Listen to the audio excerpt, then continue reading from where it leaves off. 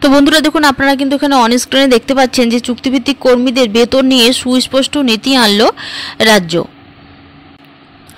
অভিযোগ ছিল যে চুক্তিভিত্তিক কর্মীদের জন্য সুনির্দিষ্ট বেতন কাঠামো থেকে বেতন কম দিচ্ছিল নিয়োগকারী সংস্থা। এবার থেকে যাতে এমনটা না হয় সেই নিয়ে গতকাল রাজ্য সরকারি দপ্তরের চুক্তিভিত্তিক কর্মীদের জন্য সুনির্দিষ্ট নীতি আনলো রাজ্য সরকার। বুধবার অর্থ দপ্তরের তরফে জারি হওয়া বিজ্ঞপ্তিতে স্পষ্ট বলা হয়েছে, চুক্তিভিত্তিক কর্মীদের ক্ষেত্রে সরকার নির্ধারিত বেতনের থেকে কম বেতন দেয়া যাবে না।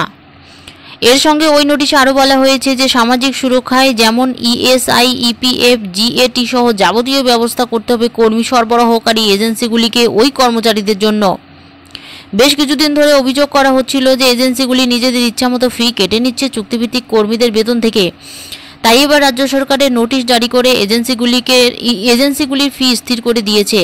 এদিনের বিজ্ঞপ্তিতে বলা হয়েছে, কর্মীদের বেতনের 1% এজেন্সি ফি কাটা যাবে, এর থেকে বেশি কাটা যাবে না। প্রসঙ্গত 2019 সালের 8 ফেব্রুয়ারি অর্থ দপ্তরের তরফে জারি হওয়া বিজ্ঞপ্তিতে চুক্তিভিত্তিক কর্মীদের বেতন বৃদ্ধির সিদ্ধান্ত হয়েছিল। তো চুক্তিভিত্তিক কর্মীদের জন্য আজকের আপডেটটি এই পর্যন্ত। আপডেটটি যদি আপনাদের ভালো লেগে থাকে অবশ্যই একটি লাইক দিয়ে চ্যানেলটি সাবস্ক্রাইব করে পাশে থাকবেন। ধন্যবাদ।